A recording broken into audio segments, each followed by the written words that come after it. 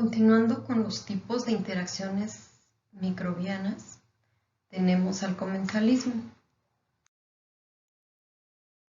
¿Qué es el comensalismo?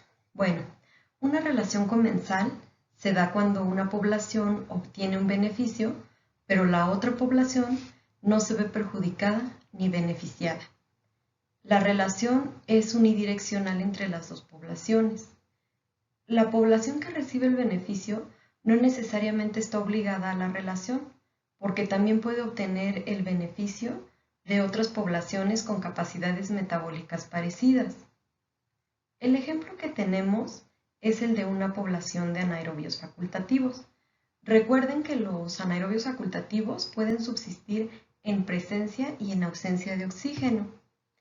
Entonces, esta población de anaerobios facultativos puede usar el oxígeno y disminuir su presencia hasta agotarlo, creando así un hábitat adecuado para el crecimiento de anaerobios estrictos. En el caso de los anaerobios estrictos, para ellos el oxígeno es tóxico y no pueden subsistir en su presencia.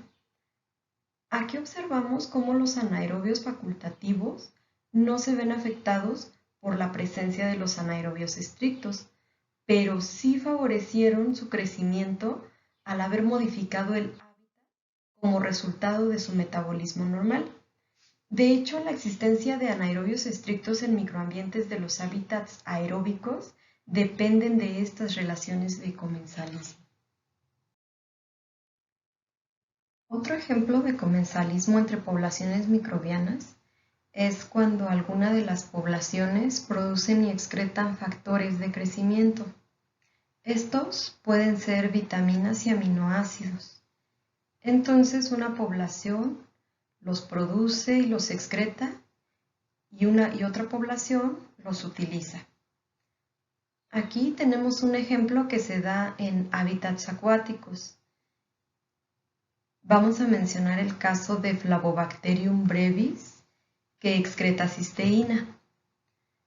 La cisteína es un producto del metabolismo de Flavobacterium brevis y posteriormente Legionella pneumófila usa la cisteína para su crecimiento. De hecho, los aminoácidos son la principal fuente de energía para Legionella pneumófila. Requiere hierro y cisteína. En este caso, la cisteína se la aporta a Flavobacterium brevis, pero a Flavobacterium no le beneficia ni le perjudica que Legionella consuma la cisteína y la utilice para crecer. Por eso la relación es comensal, porque uno se beneficia y el otro no se ve afectado.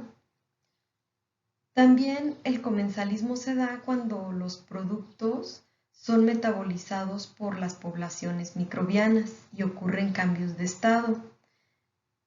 Pueden ser cambios de sólido a líquido, de líquido a gas. De esta forma, los compuestos se movilizan y llegan a otros hábitats donde pueden beneficiar a otras poblaciones microbianas. Tomemos ahora como ejemplo a las bacterias reductoras de sulfato que transforman el sulfato en sulfuro de hidrógeno. El sulfuro de hidrógeno puede estar disponible en las capas de sedimento enterradas y lo pueden utilizar las bacterias del azufre fotoautótrofas que viven en la superficie del sedimento o en el agua. También el comensalismo se va a dar cuando se transforman productos insolubles en solubles, cuando se convierten moléculas orgánicas de una población en sustratos para otra, se pueden dar también por cometabolismo o también por eliminación o neutralización de una sustancia tóxica. Es muy amplia esta interacción del comensalismo.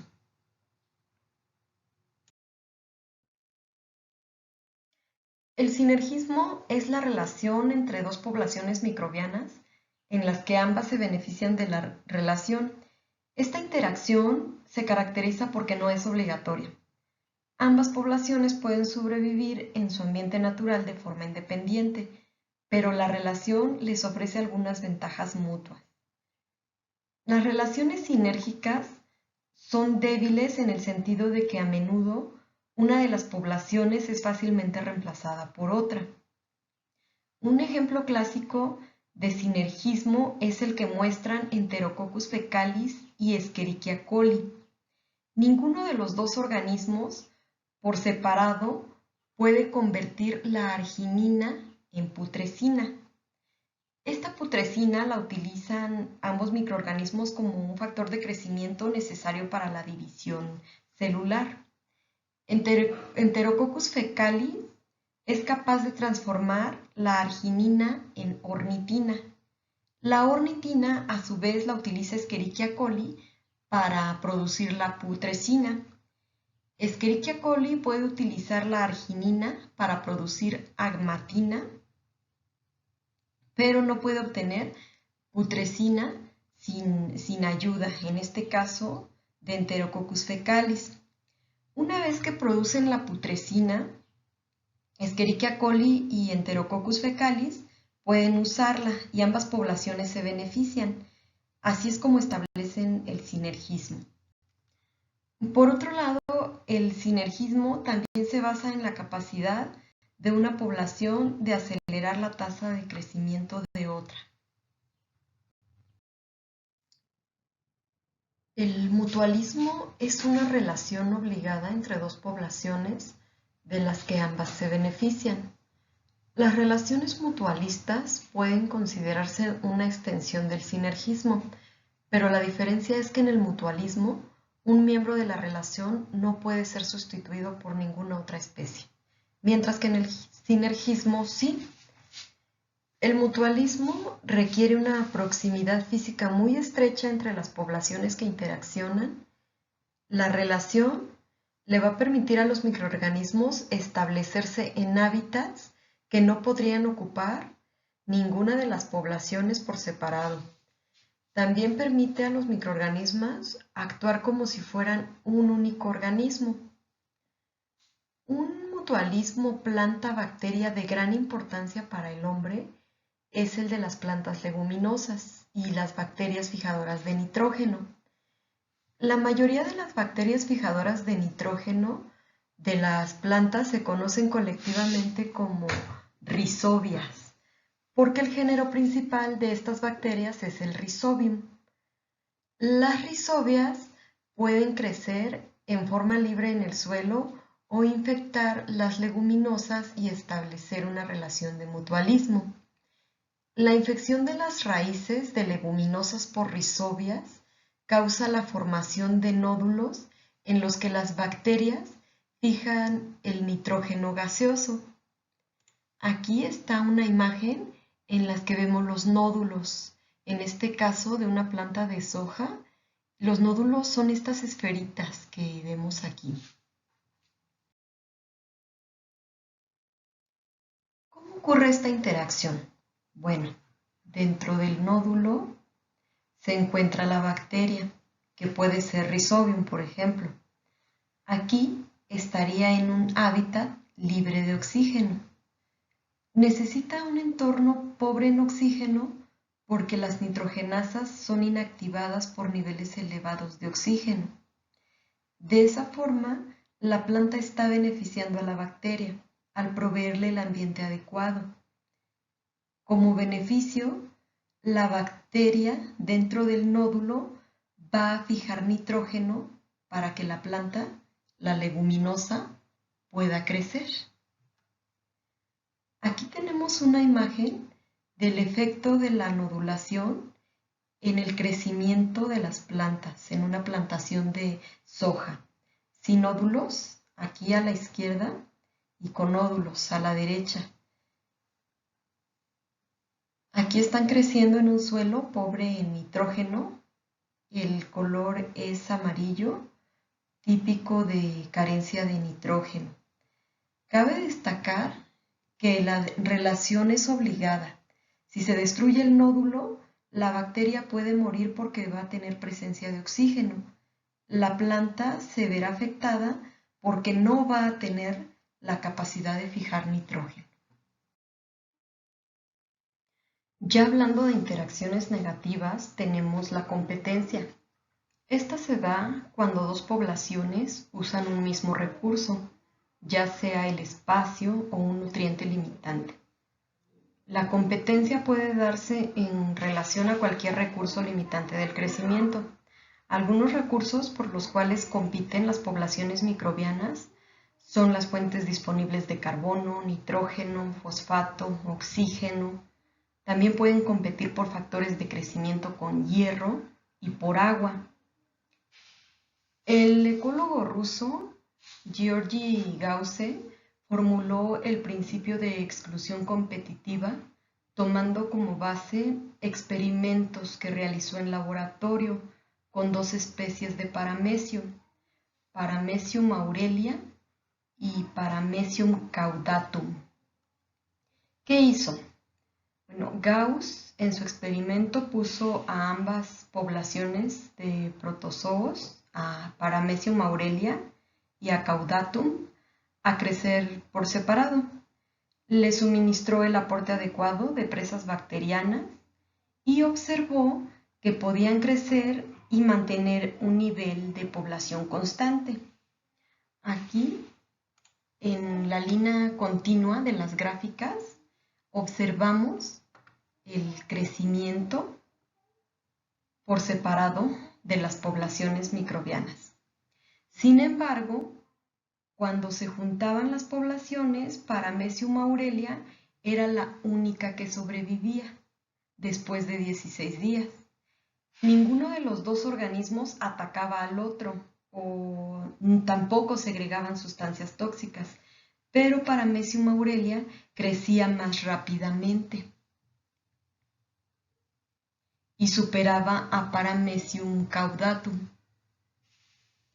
en la obtención del alimento disponible que tenían. La competencia fue negativa para las dos poblaciones creciendo juntas porque representó un gran gasto de energía para ambas.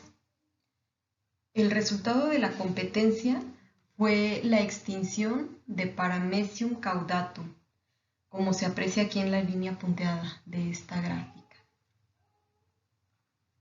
También Gauss puso a Paramecium caudatum a crecer con otra especie de Paramecium, en este caso Paramecium bursaria. Lo que sucedió fue que ambas especies sobrevivieron y alcanzaron un equilibrio estable creciendo juntas, como se puede observar en esta gráfica. A partir de esto, Gauss formula el principio de exclusión que establece que dos especies en competencia biológica por los mismos recursos no pueden coexistir en forma estable si los demás factores biológicos permanecen constantes. Uno de los competidores siempre dominará al otro, llevándolo a la extinción o a una modificación de comportamiento hacia otro nicho ecológico. El principio se resume en la frase: competidores totales no pueden coexistir. En el caso de Paramecium aurelia y de Paramecium caudatum se extinguió. Se denomina mensalismo a la relación en la que una población microbiana produce una sustancia que es inhibidora para otras poblaciones. La primera población puede que no se vea afectada por la sustancia inhibidora, o puede que gane una ventaja competitiva que sea beneficiosa. El amensalismo puede conducir a la colonización preferente de un hábitat. Una vez que un organismo se ha establecido en un hábitat, puede impedir que otras poblaciones sobrevivan en él.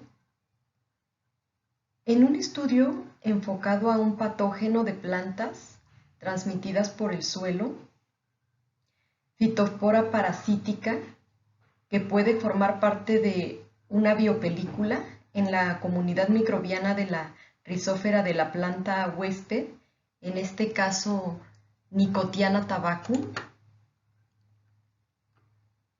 se inoculó la raíz de la planta con una especie de hongo del género Phoma, junto con el patógeno Phytophthora parasítica. Se observó que establecieron una interacción amensal. La especie de Foma suprimió la enfermedad al inhibir la germinación de Phytophthora parasítica. La presencia de este hongo, Foma, fue perjudicial para Phytophthora, pero su propio crecimiento no se vio afectado por la presencia de Phytophthora.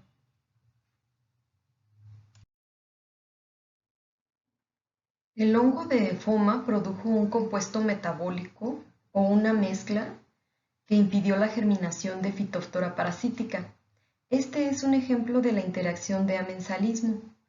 En el estudio, Phytophthora se desarrolló junto con una especie del género Vorticella. Las observaciones indicaron que Vorticella estableció una relación de mutualismo con Phytophthora, promoviendo la rápida diseminación de la enfermedad. Aquí observamos el efecto del hongo Foma, el que inhibe a Phytophthora y no permite que se propague la enfermedad. Y también, pues, cuando interacciona con otras poblaciones y daña a la planta.